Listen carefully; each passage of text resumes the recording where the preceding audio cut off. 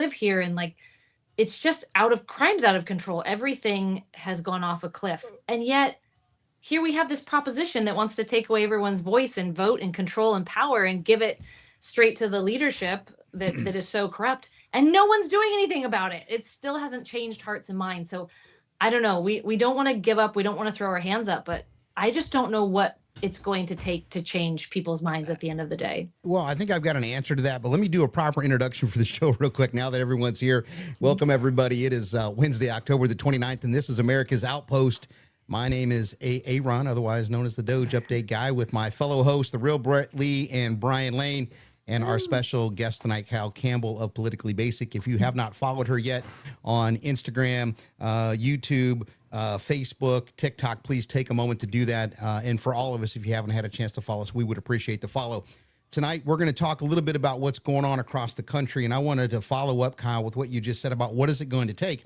And I've had this discussion with my dad quite a bit. He's like, I just don't know what it's going to get to take people to realize, how bad it really is. And I said, well, when there's not milk in the refrigerator and when you flip the switch, lights don't come on, then people will panic. And we're to the point coming Saturday where there won't be any milk in the refrigerator. Not because there isn't milk on the shelf at the store, but because the Democrats have decided, we're going to use this leverage to see what we can get away with. Never let a good crisis go to waste, as Rahm Emanuel would put it, right? So here we've got needing 60 votes in the Senate. Even though we control the Senate by a slim majority, it takes 60 votes. And most people don't realize we do need some Democrats to cross the aisle. We've got it squared away in the House. It's Senate Democrats that are holding this up. 13 times we voted to open the government back up, and 13 times they've said no. Yep. And I think two Democrats have sided with us, I believe, last time I checked. But it's still going to take the rest of them. And I hate that the Democrats or I say the left media is spinning it as if this is the Republican shutdown. They've got that White House. They've got the House and the Senate.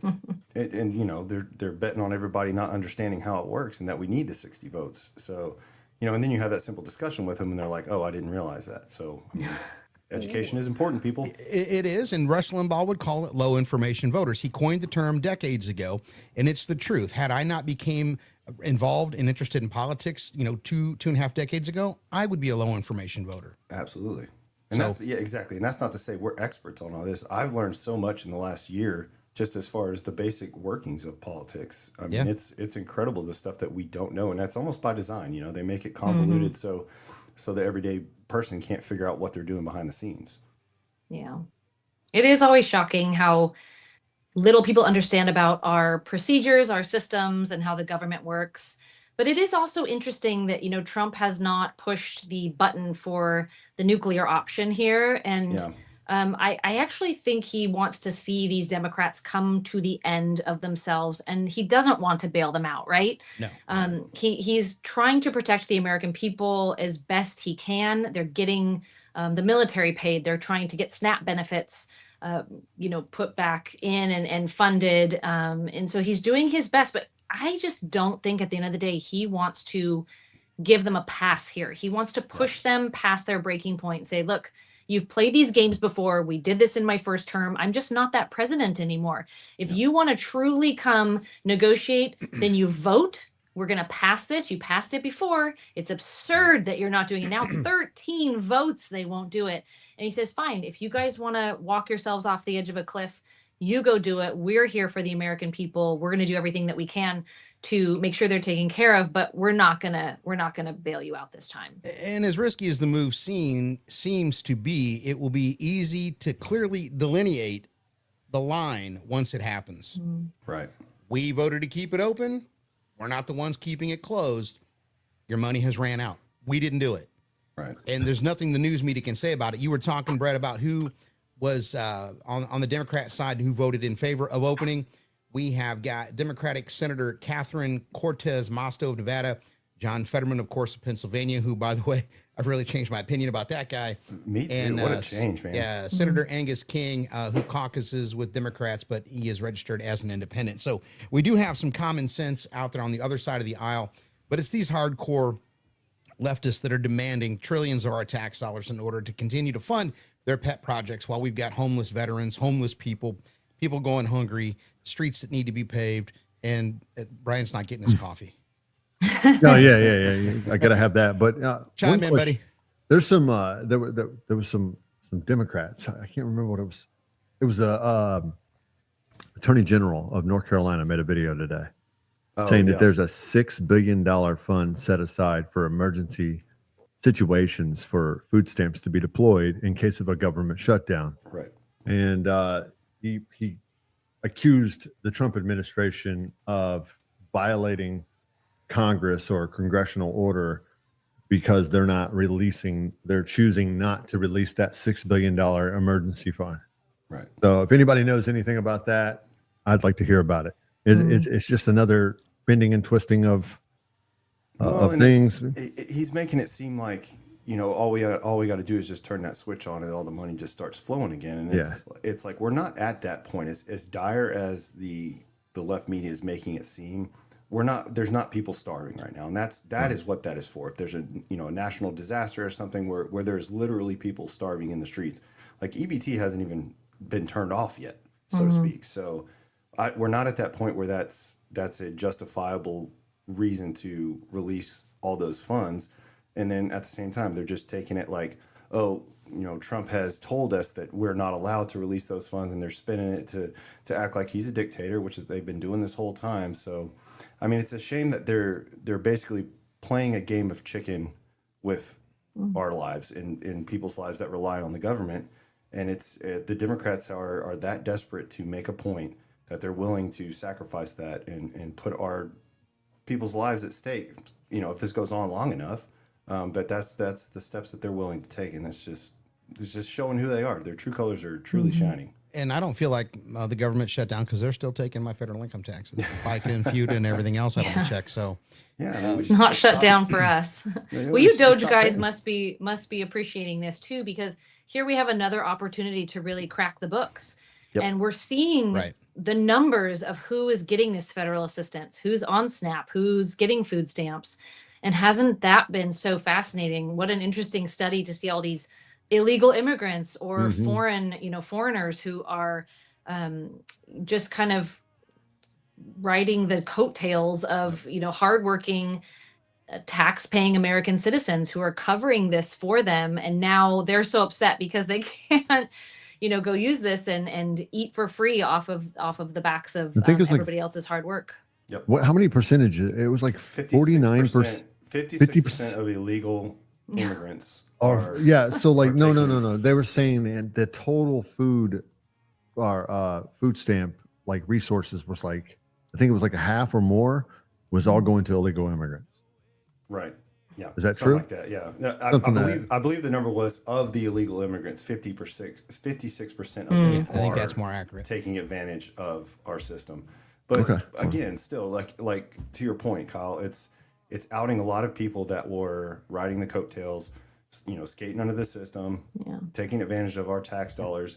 And that's not to say like EBT program, there is a place for it. There are people that do need government assistance, and I have no problem with that. My only problem is the people that make it a lifelong thing and make it, to where I'm never going to get off of this. It was designed to be a safety net, and as soon as you can get back up on your feet, you don't have to rely on it anymore. But people have obviously taken advantage of it, and we're finding out who those people are now. So, I mean, it's a good thing, if you want to look for a silver lining, but it's very telling on who is taking advantage of the system.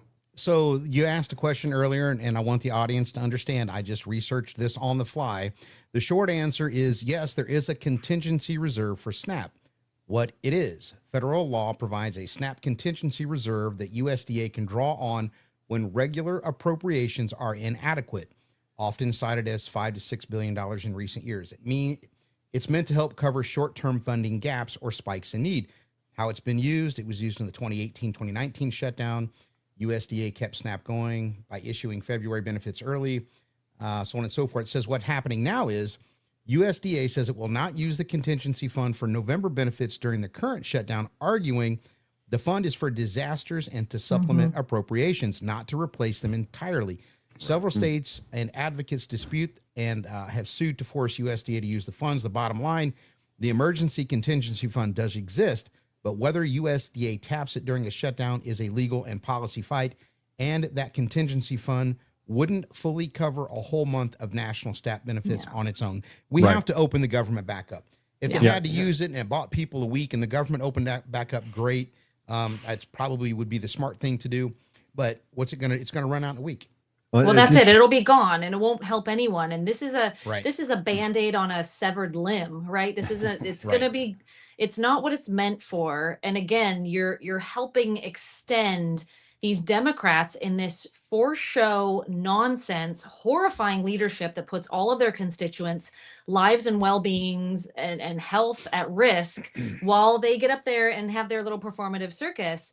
What do you guys think is going to happen? I mean, I keep Right. waiting for them to cave, but what I think actually really truly needs to happen is Trump will do the thing that he is best at, which is he's going to give them an opportunity to cave gracefully.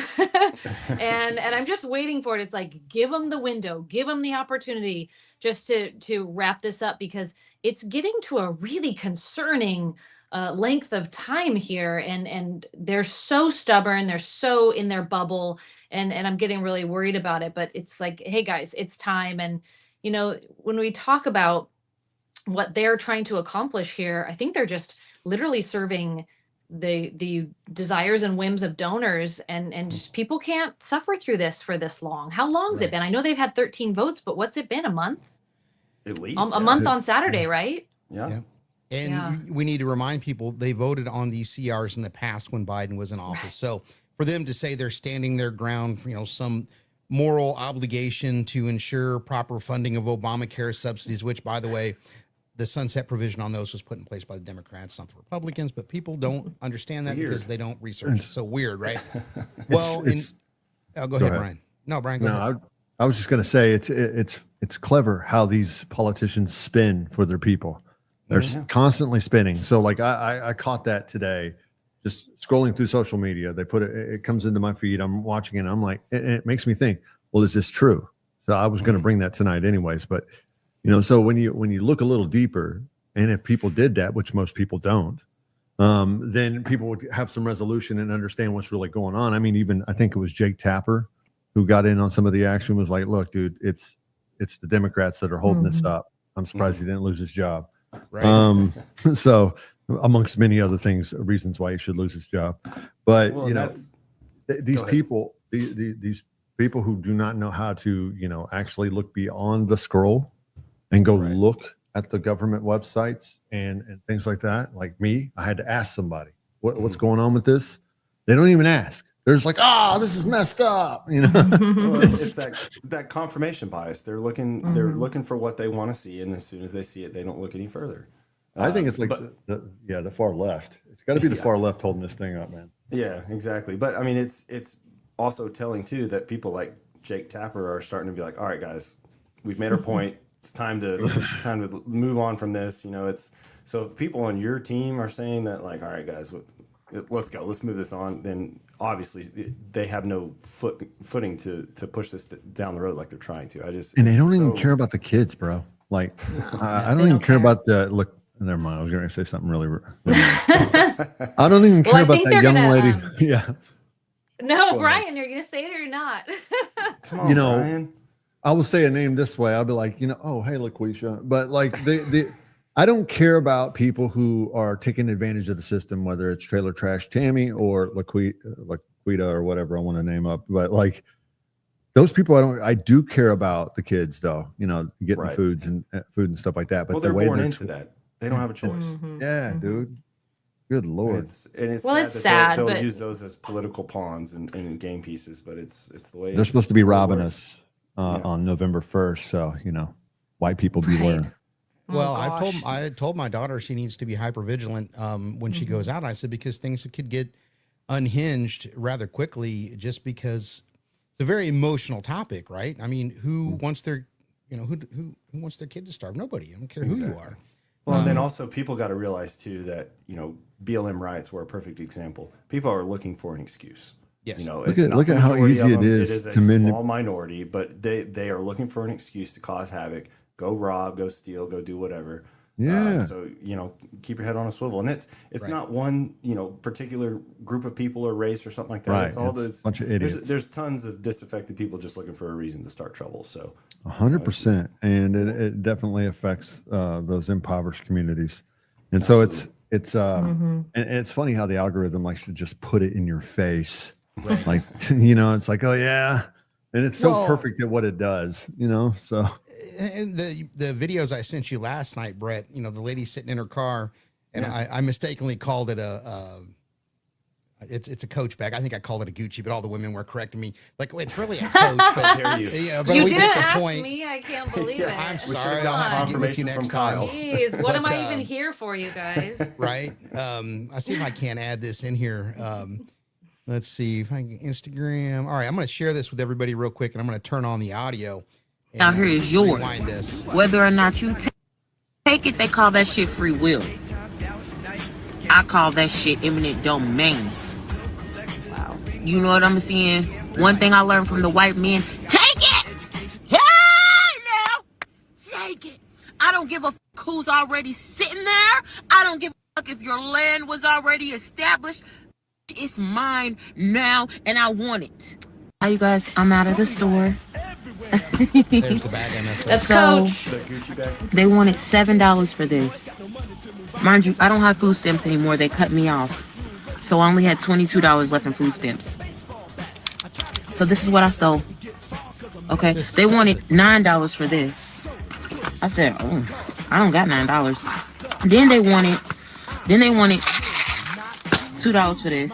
They wanted, sorry, it's all fucked up because it's been in my purse. $7 for this. I'm making some stuffed salmon today. Stuffed salmon. These are needed. I'm not paying $7 for that.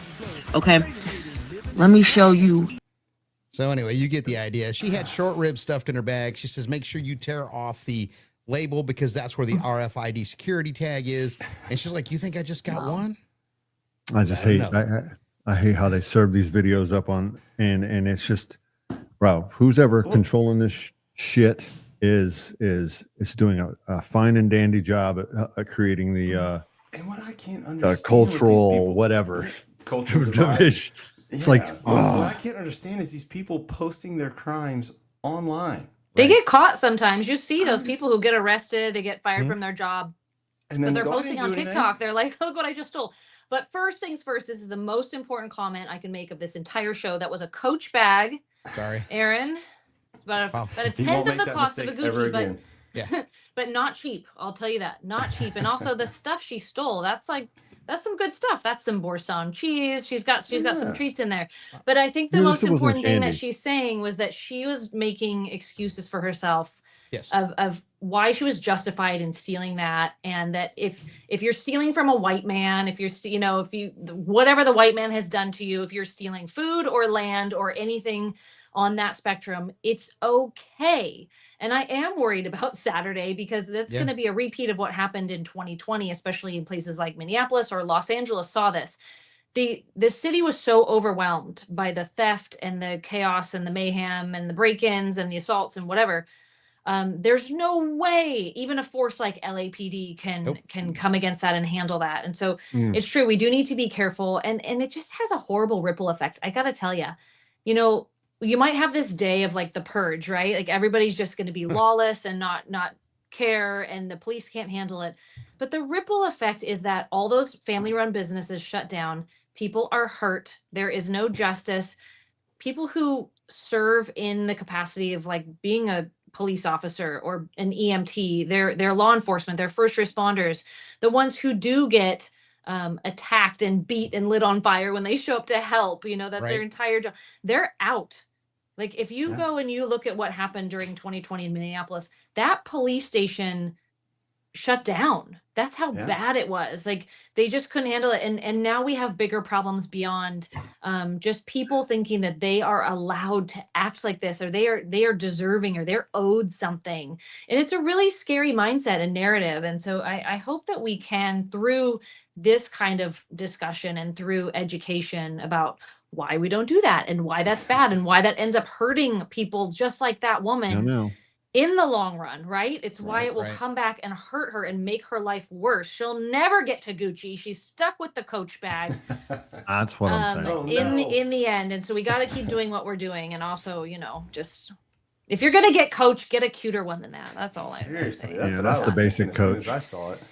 So basic. It's also This it's also- basic, good. That basic. That's economy Coach. Not even economy plus. I like it. But That's a it's- standby Coach. I'm sorry. You know what I'm saying? Oh, I'm sorry. All right. Yeah. This whole thing makes me wonder, though, is the Democrats' plan to cause another type of Minneapolis? They Yeah, know dude. if they push people long Midterms. enough, they're going to start rioting.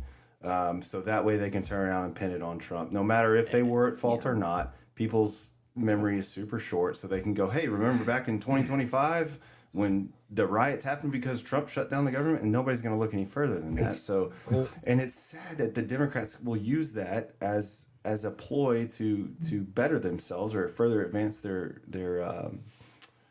political plight. But it's disgusting that they will do that. But I really think that that's their long plan. They're going to drag this out until everybody gets fed up and starts rioting, and then they're just going to keep that in their back pocket.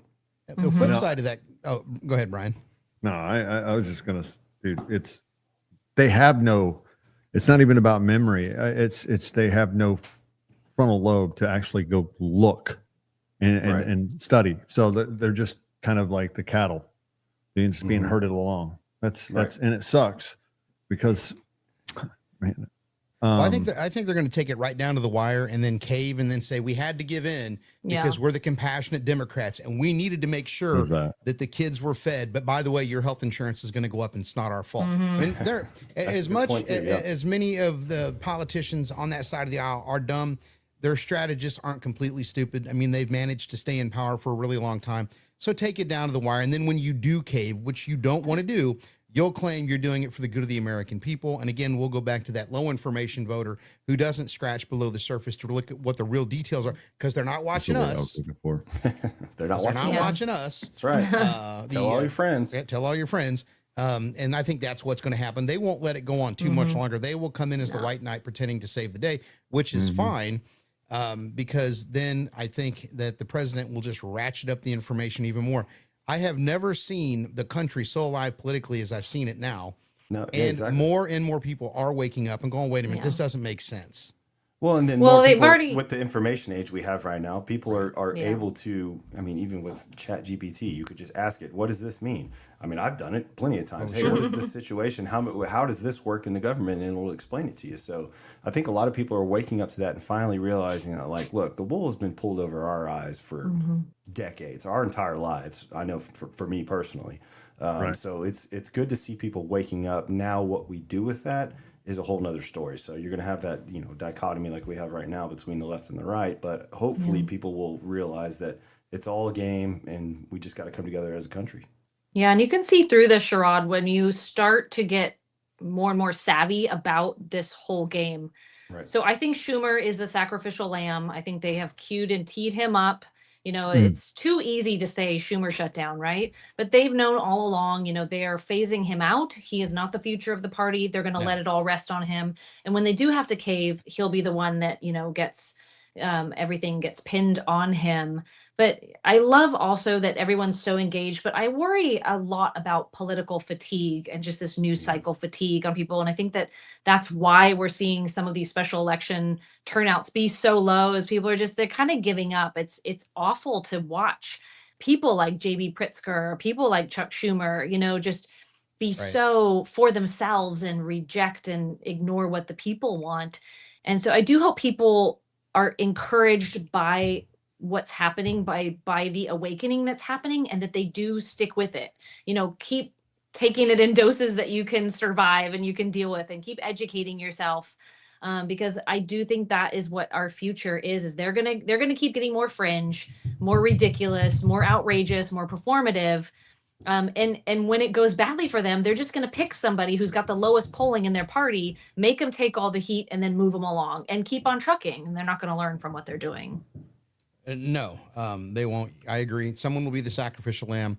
And the fact that they're trying to move AOC, the squad, and some of these other ridiculous leftists into the spotlight for the party and the party's future is absolutely ridiculous. I mean, I think it's great. It's funny. It is absolutely cannon fodder. Well, I mean, people like Schumer, for example, he's old school Democrat. He played the game of old school politics for so long. He doesn't understand how quickly things can come to surface and how quickly we can get the information to realize that he's full of shit. So I think that they're trying to figure out a way to push him out. You know, you can just tell just by his rhetoric when he gets up on the podium, you're just like, man, you're so full of shit, man. Like everything you say, your delivery, it's all terrible.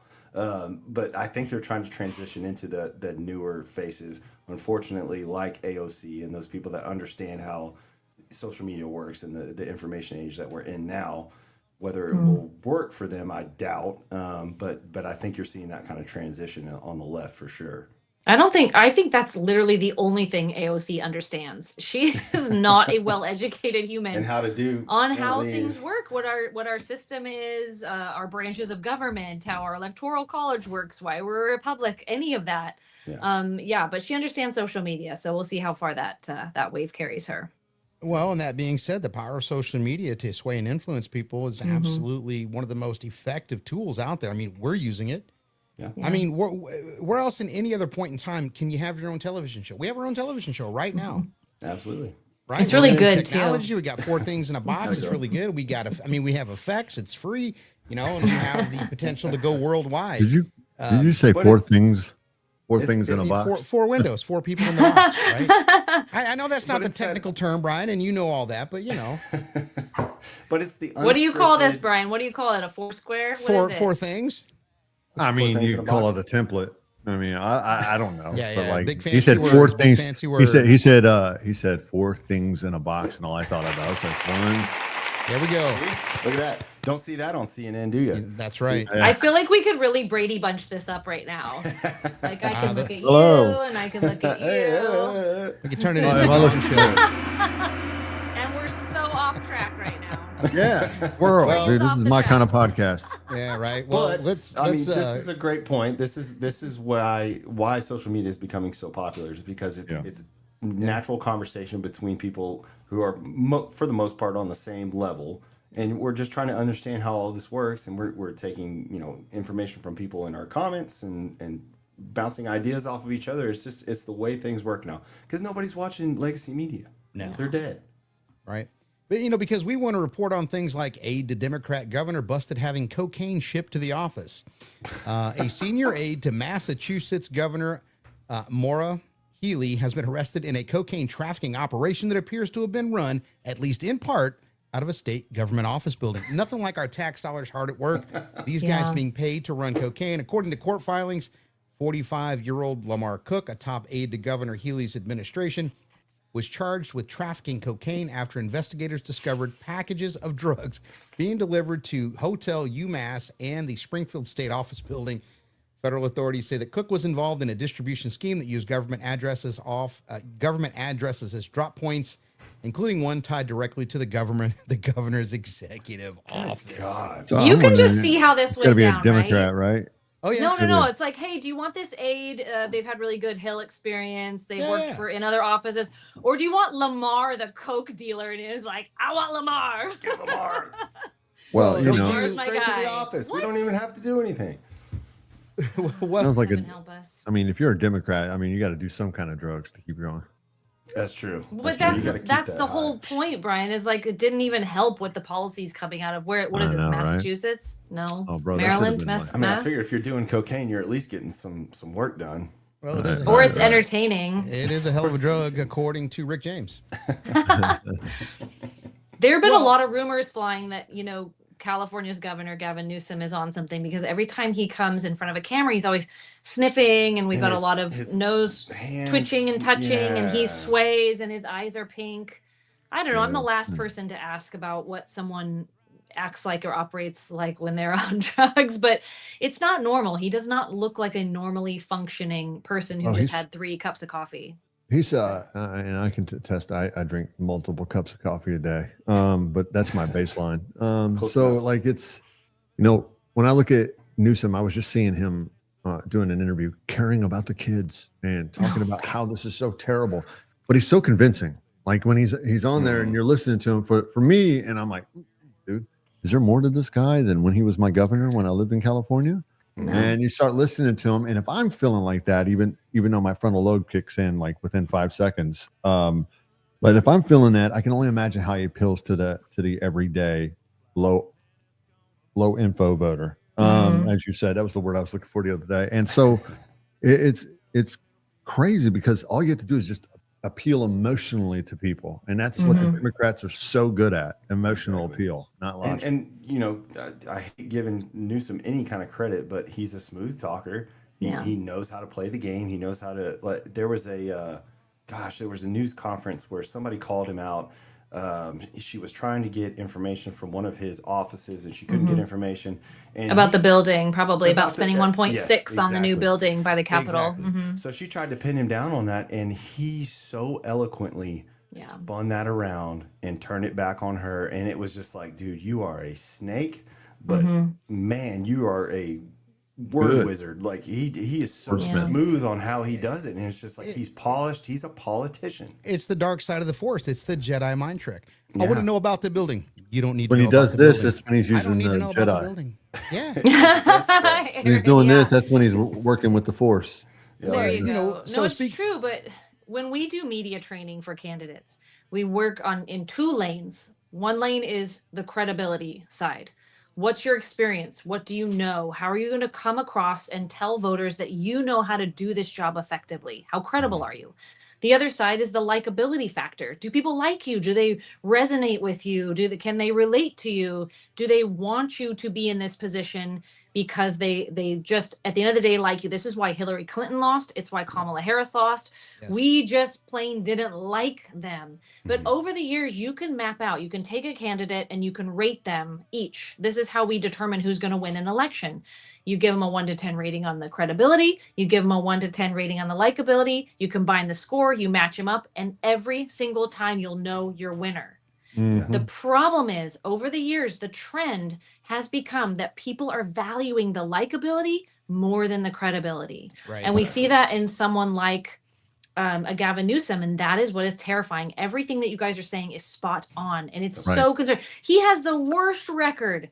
He has lost hundreds of billions of, he's lost trillions of dollars. He's done nothing. Every issue that we have in the state has gotten significantly worse under his 6 short years. This has not been decades. He has tanked the 4th largest economy in the world and tanked the state with 40 million people living in it in 6 years. And he will run for president, and people are like, wow, I just really like the way he sounded when he said that. It's been that way for a long time, man. I mean, when I was in college, I was going to IU, and I couldn't stand the Republicans. They just weren't likable. George Bush to me was not likable. Al Gore, likable. Back then when I was young, and Bill Clinton. Interesting. Bill Clinton, so likable. I liked Bill.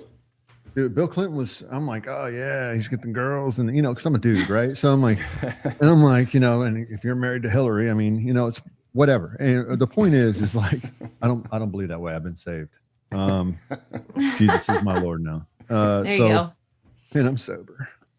So I grew up feeling the exact same way. So when Barack Obama comes on the scene, it's like, dude, this dude's awesome, man. Because that guy seems really cool, and that's how I voted. Yeah, that's how I voted, and I'm Gen X. Right. So like, well, and that's before politics was at the forefront and people actually knew what was going on and would listen to platforms and that kind of thing. You just voted for who looked cool or who you related to on the social issues. And another perfect example of what's happening right now is Mamdani. People are voting for him because he's a smooth talker. Yeah. He's a Newsom 2.0 with a little bit of a socialism sprinkled on top. No, there's no sprinkle. So he is socialist. But isn't that amazing to know what his policies are? To know with 100% certainty he's going to ruin the greatest city in this nation. But he's cute. But he's cute. I mean, I'm sorry. He's got a great smile. Dude's cute. And he used to rap. He was a rapper. Like, that's cool. Okay. It is. And look at Aaron. He's over here dying. Well, but I mean, sad. Dad, all get right. us back in line. But politics is business, and people do business with whom they know, like, and trust. And before they're ever going to like and trust you, they have to get to know you. And since we're so surface, you do a great job. Just like you said, Kyle, you're going to train up your candidates in certain areas. First, we got to get your likability up. If they like you, then we're going to build up the trust factor. And to your point, the likability factor is the most important thing. If you can't be personable, if you can't talk to people, whether they're a doctor or a ditch digger, you're not going to be able to build a consensus among the voters that you need to come in to cast the ballots for you to win. Well, and then Kyle, to your point, but I'm not done yet. Go ahead. The first presidential election I could vote in was for Bill Clinton. And my dad said, son, who are you going to vote for? I said, well, voting for Bill Clinton. And I kid you not, Sanford and son, oh, you're killing me. Like, just like that. I'm like, what are you talking about? He goes, I can't believe you would vote for a Democrat. I said, Dad, he plays the saxophone. He smokes pot. And he's going to give me free college and free health care. Yeah. And no joke, he went inside and he got me Rush Limbaugh's book, The Way Things Ought to Be, and I read it. And I thought, shit, I'm a conservative. I'm not a Democrat. Yeah. And I've never looked back. And I'm 53. I'll be 53 next month. 18 years old. Never looked back. And I had a father that cared, and I'll never change my mind. And I raised my daughter conservative, and she sees it as well. You have to be able to scratch below the surface to look at, okay, you look good, you dress well, you're eloquent speaker, you're spot on, but let's get into the meat and to the potatoes. People want the sizzle, they don't dig into the steak, right? Yeah, but you're 1%. You're like maybe 10% of the population. But that number is starting to swing. More people are starting to go, I got to scratch below the surface here, because I've been listening to this guy for so long. And to your point, Kyle, he's wrecked that state.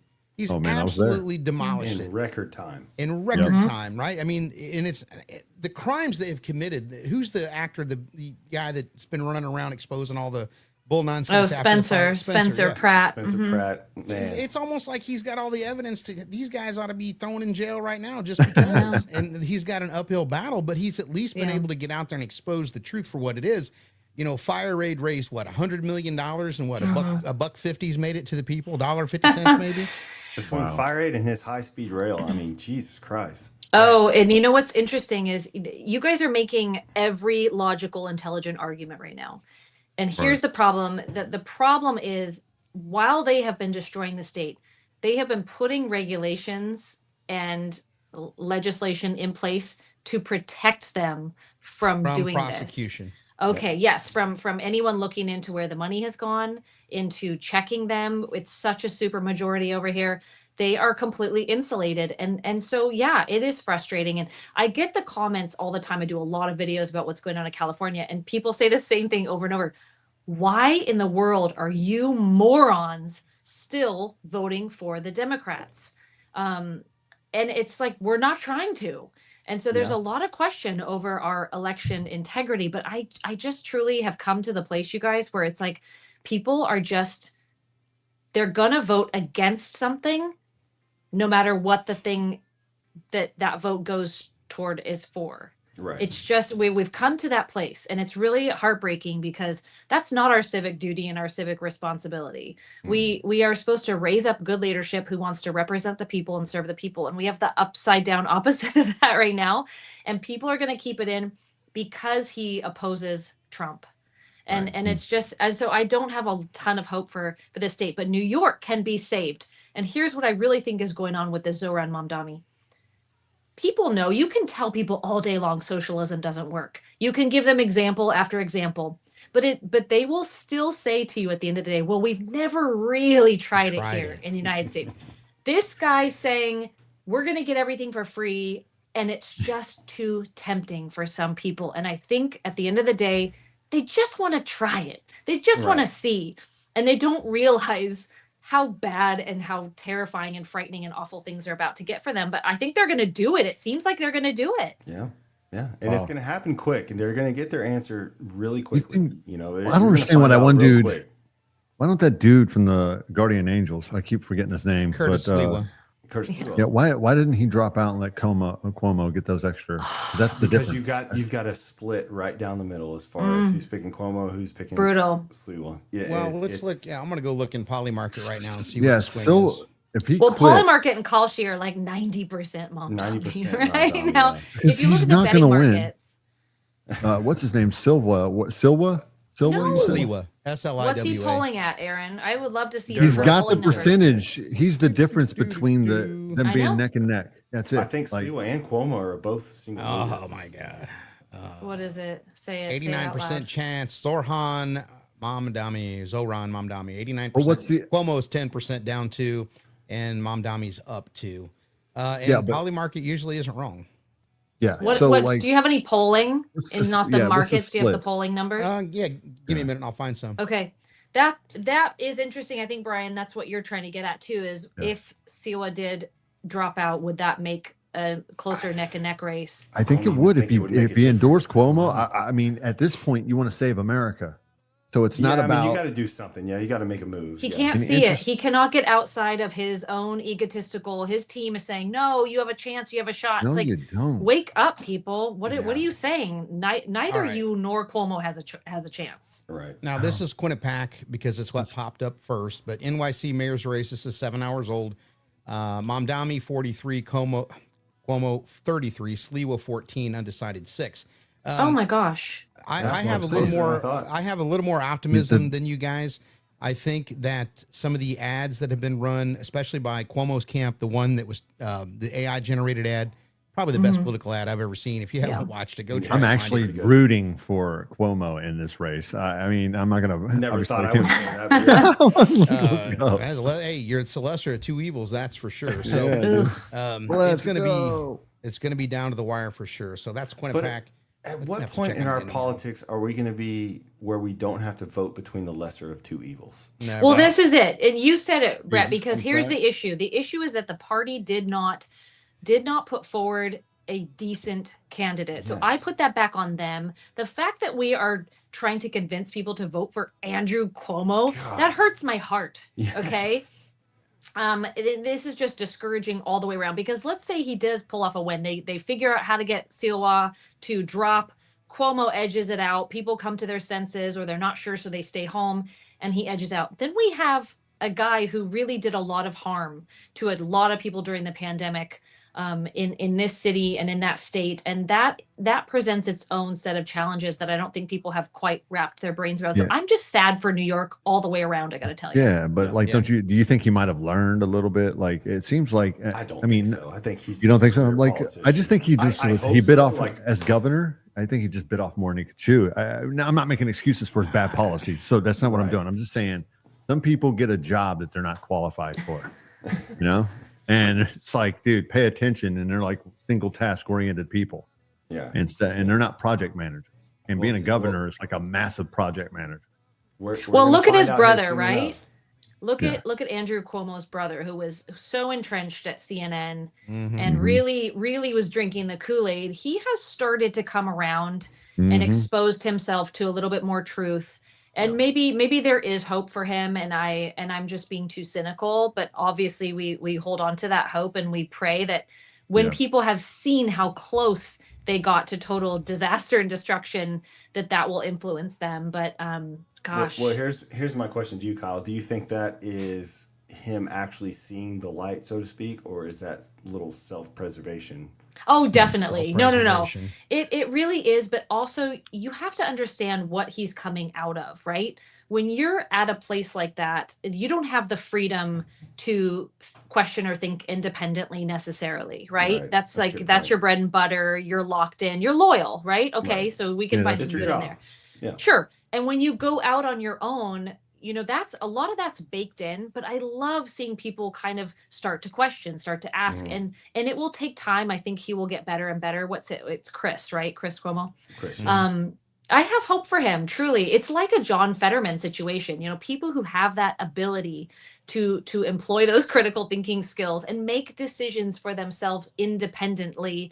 And you match that with a few brain cells rubbing together in there. And I think he's got the ingredients. I'd like to see him mix it together a little bit more. And Yeah. hopefully Andrew has learned and will do better this go around, should he get the chance. I hope so. And for Chris Cuomo, I really, now that I'm thinking about it, you got people like Don Lemon who Oh, are God. doubling down and God. not having any kind of self-preservation. It's like, so maybe there is some hope for Chris. Because Don Lemon's a really good example of someone who needed the structure of a network to make him good at his job. Now he doesn't have that. He doesn't have his team, his researchers, people filling his teleprompter, telling him what to say, giving him the interview questions. And he sort of went off the rails, truly. I mean, he's running around showing weird pictures to people in Subway, and he's getting absolutely cooked on his man on the street interviews, Dude, which is highly entertaining. But And why he did not do well out of that system. No, and I don't know why he airs some of those man on the street interviews when the people are like, what are you out of your mind? Hell no, I don't like that. You're in control when these get released. Like, you can say no, dude. I think that's his way of Thought saying, the look, same I'm thing. honest no matter what. And one of the things, like, he just got in trouble. I don't know how recent this was, but he said that Megyn Kelly looked trans. And then got cooked. Not one person in America believes that at all. Yeah. What was the slang term he tried to use? She was not cooked. It was some other. He was trying to be chopped. He's just being catty. That's all. And no. He's mad she's better looking than he is.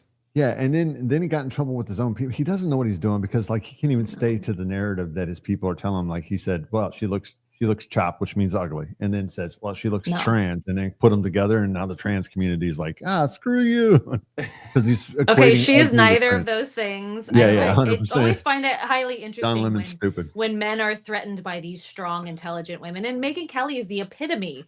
She was what, like a prosecutor? She is so badass. She's so smart. She's so beautiful. Fuck like Megyn Kelly. Oh, and my no, God. and, The first time I heard don't her like say it. fuck, Do I it was again. like, oh, yeah. And you can't I put don't like chopped it. in there. You can't put chopped in there with Megyn Kelly at No, all. I totally have so much respect and admiration for Megyn Kelly. I don't like the language. I have said that to you guys before. But wow, she's had a brilliant career.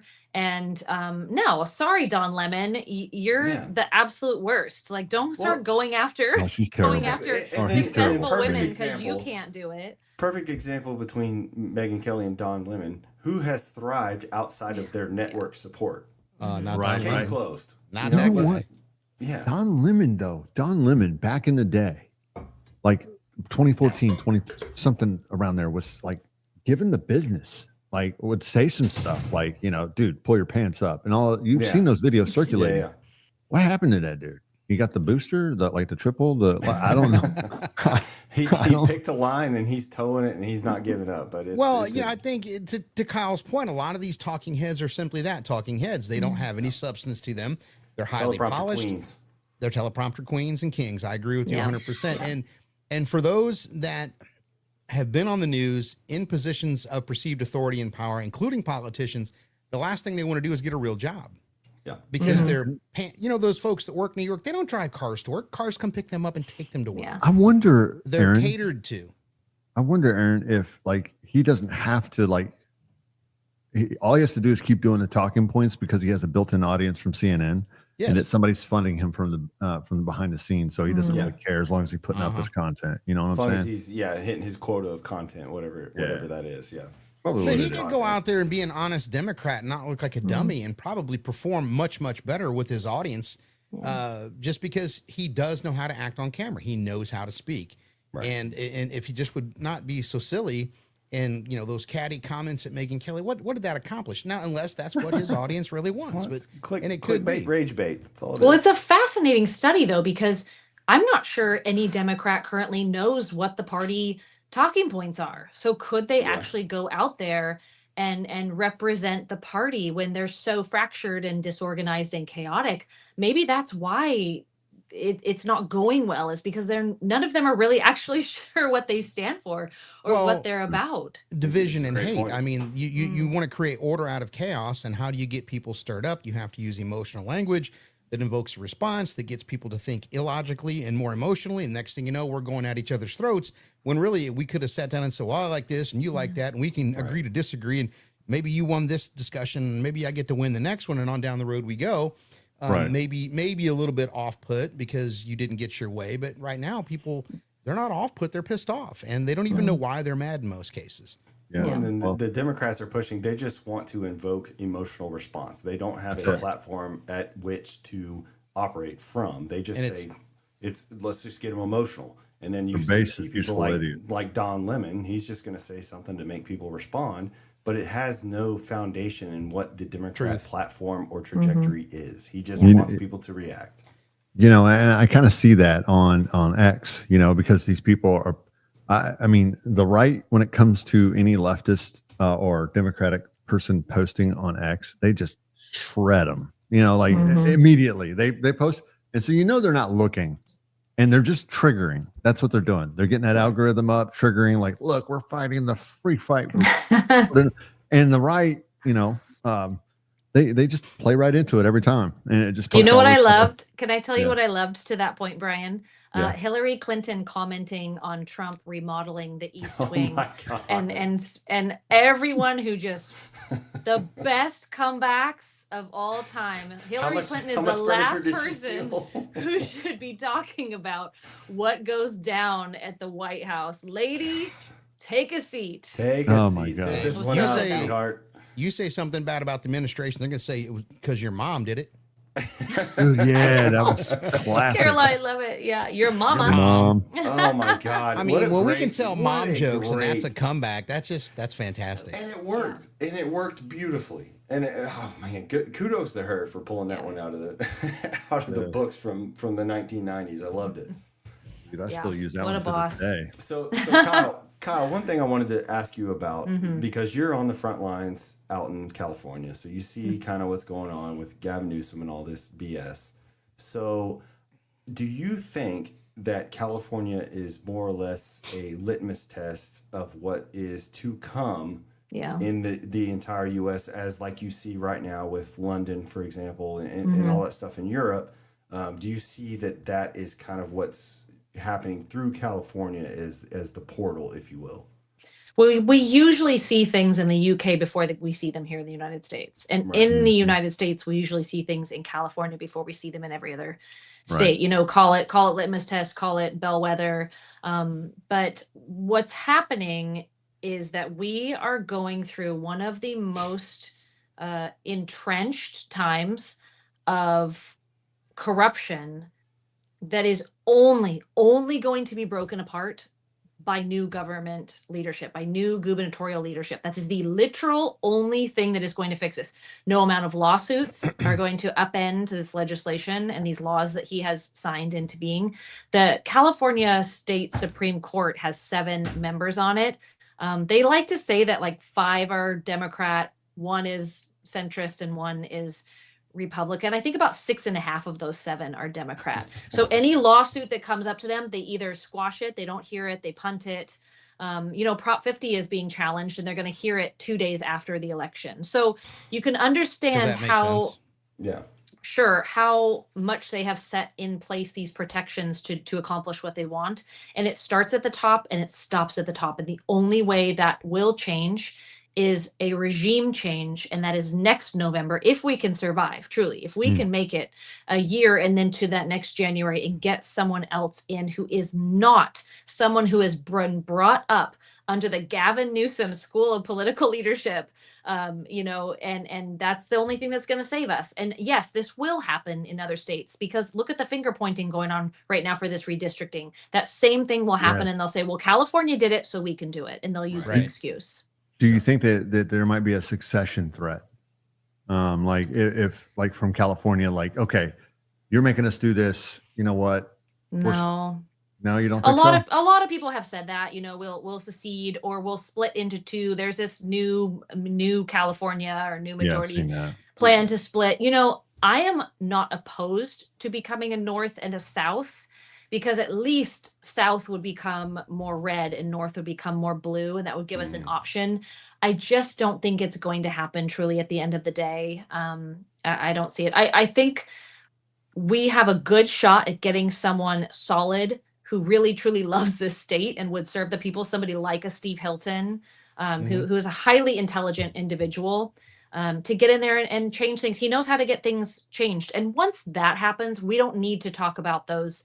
You know, that's our own nuclear option. We don't have to consider that. Right. But meanwhile, the rest of the country hates our guts, and we're sitting over here saying like, it's not us. We're trying. Yeah. We And stay. it's We such- fight. it's You know, such a shame, don't 'cause put it on us, please. California is the most beautiful state Yeah. in our Especially union. northern.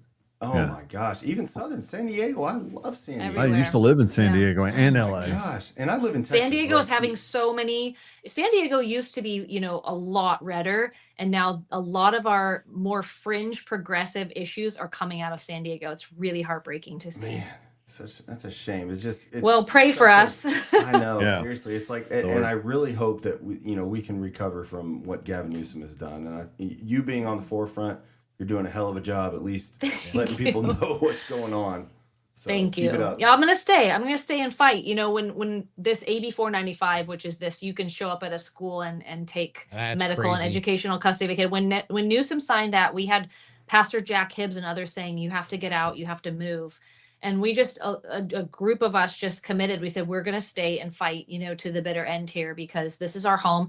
I mean, my kids are 5th generation Santa Barbaran, right? Okay. And while we're one of the newer states or the younger states, we have so much history here, and we have fought to make it, to carve out our space and have a beautiful, good, life here. We love Jesus in America too, so we're gonna keep on at it and That's keep all you fighting. need, baby. Awesome. All right. Well, we're coming to the top of the hour. I wanted to thank everybody who joined us this evening, especially our guest, Kyle Campbell. If you haven't had a chance to follow her on all of her socials, Kyle, call them out real quick. Yeah, we've got at Politically Basic, except on X, there's no I in the basic, at Politically BASC, and then at Being Kyle Campbell. Please follow me as well. Thanks, guys. And my fellow co-hosts, Brian Lane and Brett Lee. Brian, call out your social, sir. Brian Lane.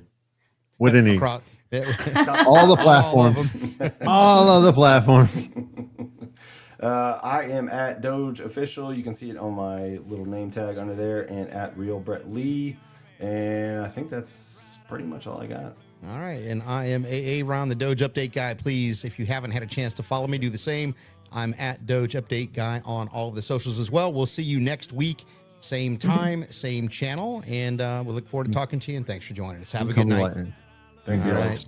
right. Thank you, guys. Don't forget to turn off your Instagram feeds. Socially basic. That'll be